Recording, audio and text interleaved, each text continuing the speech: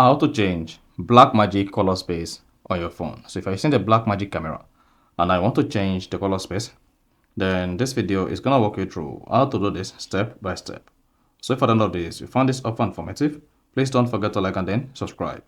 Now to change Blackmagic color space on your phone while using the camera, all you just need to do is go ahead and open the Blackmagic app on your phone. So this could be on iPhone and it could be on Android. Once open the Blackmagic camera just like this, go ahead, click on the settings icon at the bottom right here. Now once you click on that, under settings, locate color space. You see that? So go ahead and click on that.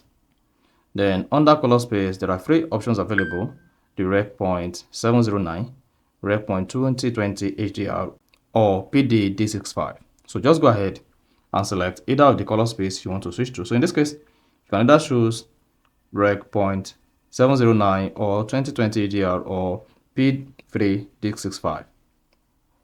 And once you've selected the color space, you can now hit the power button and then you're good to go.